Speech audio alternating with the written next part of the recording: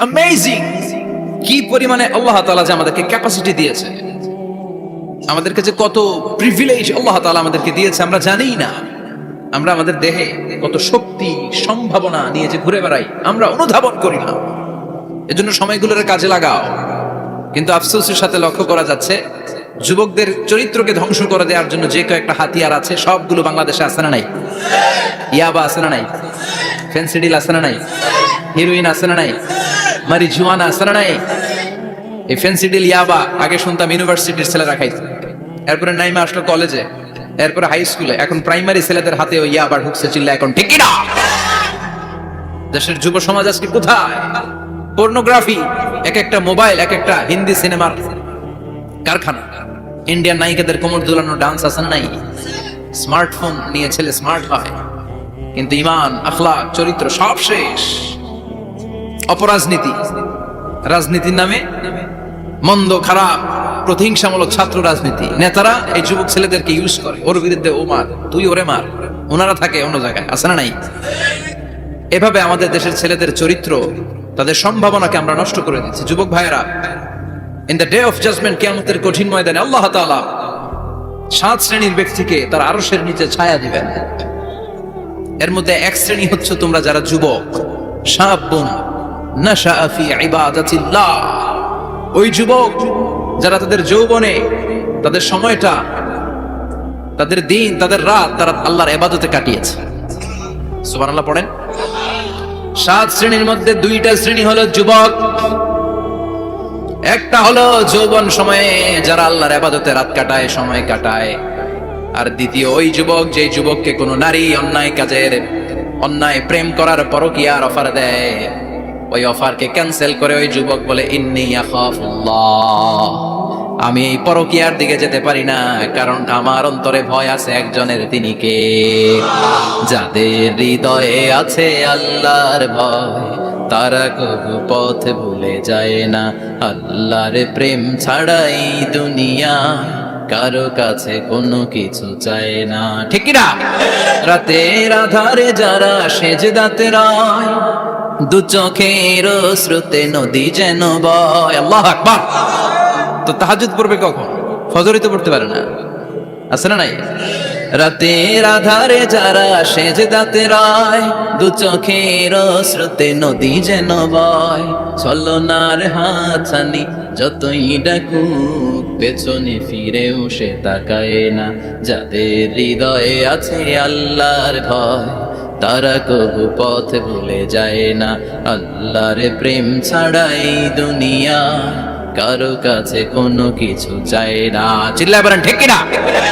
তার মানে প্রথম হচ্ছে এক যুবক, যেই যুবক তার যৌবন কালের সময়টা আল্লাহর ইবাদতে কাটায়। দ্বিতীয় হলো এমন যুবক পরকীয়ার অফার পেয়ে সে বলে আমি ভয় পাই একজনকে, তিনি কে? এজন্য যুবক, তোমার অন্তর আল্লাহর ভয় থাকতে হবে। তোমার সময়টা এমনি কাটানো যাবে না, ইবাদতে কাটাতে হবে, ঠিক কি না? এজন্য আমরা নামাজের পরে বলি রাদিতু বিল্লাহি রাব্বা, আল্লাহকে রব হিসেবে পেয়ে আমরা খুশি। তারপরে বলি অবিল ইসলামি দীনা, ইসলামকেও দিন হিসেবে পেয়ে আমরা খুশি না বেজার? কথা কন, খুশি না? আপনি খুশি হইলে আপনার লাভ, খুশি না হইলে আপনার লস। ইসলামের বিজয়কে সমুন্নত করবে কে? ইসলামের পতাকা পথ পথ করে হোয়াইট হাউসের উপরেও একদিন ঝুলবে। চিল্লায় বলেন ঠিক কি না? আল্লাহ বলেন খবরদার, ফু দিয়ে ইসলামের বাতি তোরা নিভাতে পারবি না। ইউরিদুনা লিউতফিউ নূরাল্লাহি বিআফওয়াহিহিম ওয়াল্লাহু মুতিম্মু নূরিহি ওয়ালাউ কারিহাল কাফিরুন। ইসলাম বিরোধীরা চায় মুখের ফুৎকারে ইসলামের বাতিকে নিভিয়ে দিতে। আল্লাহ বলে খবরদার, ষড়যন্ত্র করে লাভ নাই, ইসলামের বিজয় আমি নিশ্চিত করে দেব। স্যামুয়েল হ্যান্টিংটন একটা বই লিখেছে, দ্য ক্লাশেস অফ সিভিলাইজেশন। ওই বইতে তিনি বলেছেন এই যে সভ্যতার সংঘাত, এত সভ্যতা, চায়না সভ্যতা, আর্য সভ্যতা, বৈদিক সভ্যতা, সিন্ধু সভ্যতা, মহেঞ্জোদারো সভ্যতা, ইরাকীয় সভ্যতা, মিশরীয় সভ্যতা, একটার পর একটা সভ্যতা পৃথিবীতে এসেছে, একটার পর একটা সুপার পাওয়ার। এখন সুপার পাওয়ার হচ্ছে ইউনাইটেড স্টেটস অফ আমেরিকা, ধারণা করা হচ্ছে এরপরে চায়না হবে সুপার পাওয়ার, আবার অনেকে বলছে এরপরে ইন্ডিয়া হবে সুপার পাওয়ার। এভাবে একটার পর একটা সুপার পাওয়ার যাওয়ার পরে সর্বশেষ যে সুপার পাওয়ারটা পৃথিবীর বুকে মাথা উঁচু করে দাঁড়িয়ে থাকবে সেটার নাম হচ্ছে ইসলাম। সেটার নাম কি? তার নমুনা গোটা বিশ্বব্যাপী আছে না নাই? ইসলামকে যত দমাইতে চায় এটা আরো উপরের দিকে ওঠে। সুবহানাল্লাহ কইবেন না? ইসলামের বৈশিষ্ট্য হচ্ছে চারা বীজের মতো। চারা বীজ তো আপনারা চিনবেন, নিমসারের মানুষ। বীজ, ইসলাম হচ্ছে বীজের মতো। ইসলামের শত্রুরা ইসলামকে মাটিতে গেড়ে দিতে চায়, কিন্তু ইসলাম হচ্ছে বীজের মতো, চারা বীজ। চারা বীজ মাটিতে গেড়ে দিলে কি হয়? কথা কন। আর গজিয়ে ওঠে, মাটি ফেড়ে উপরের দিকে উঠে চিৎকার করে বলেন ঠিক কি না? ইসলাম হচ্ছে টিউবের মতো, টিউব। পুকুরে যারা নতুন সাঁতার কাটতে যায়, ডুবে যাতে মারা না যায়, টিউব নিয়ে সাগরের মধ্যে নামে। এই টিউবকে যত আপনি পানির নিচে ডুবাতে চাইবেন, টিউব আর উপরের দিকে ভেসে ভেসে উঠে। সুবহানাল্লাহ পড়েন। ইসলামকে তো ওরা চিনে নাই। ইসলাম হচ্ছে চারা বীজের মতো। ইসলাম হচ্ছে টায়ারের টিউবের মতো। এটার যতই নিচের দিকে নামাইতে যায়, এটার বৈশিষ্ট্য হচ্ছে এটার ধাক্কা মারলে এটার উপরের দিকে ওঠে। সুবহানাল্লাহ কইবেন না? গোটা বিশ্বব্যাপী আজকে ইসলামের গণজোয়ার, হাজার হাজার লোক কালিমা পড়ে মুসলমান হচ্ছে। গত কিছুদিন আগে আফ্রিকাতে এক লোক এক গ্রামের কয়েক হাজার মানুষকে এক ময়দানে দাঁড় করিয়ে একসাথে শাহাদাতের বাণী পাঠ করিয়ে মুসলমান বানায় ফেলছে। এই আফ্রিকার বুকে এতদিন আমেরিকার কাজ ছিল, এটার বলে তানসীর, Christian missionary. Lakh lakh dollar দিয়ে আফ্রিকার দেশগুলোর মধ্যে গরিব গরিব মুসলমানগুলোরে তারা নাসারা বানাতো। এই বিষয়টা যখন মুসলিম স্কলারদের নজরে এলো, এখন গোটা বিশ্বের সব মুসলিম স্কলাররা আফ্রিকায় যে ইসলামের দাওয়াতকে প্রচার করে দিচ্ছে।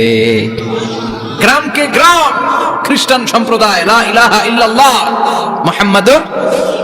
ঝিনুকের ভেতর লুকিয়ে থাকে যেমন মতি, ঝিনুকের ভেতর লুকিয়ে থাকে যেমন মতি, কালমা শাহাদাতে আছে আল্লাহর জ্যোতি, কালমা শাহাদাতে আছে আল্লাহর জ্যোতি। পড়েন সবাই। ঝিনুকের ভেতর লুকিয়ে থাকে যেমন মতি, ঝিনুকের ভেতর লুকিয়ে থাকে যেমন মতি, কালমা শাহাদাতে আছে আল্লাহর জ্যোতি, কালমা শাহাদাতে আছে আল্লাহর জ্যোতি।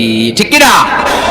এই জ্যোতি যদি একবার কারো হৃদয়ের মধ্যে স্থান করে নেয়, এই নুরানি আলোর ছোটা যদি কারো হৃদয়ের মধ্যে জায়গা দখল করে নেয়, পৃথিবীর কোনো মতাদর্শ তার অন্তরের মধ্যে আর থাকতে পারে?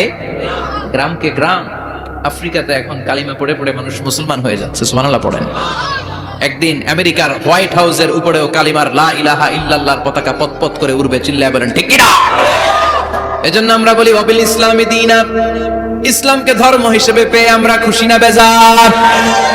After the Twin Tower attack, the number of Muslims in America already have been doubled. Now it's tripled.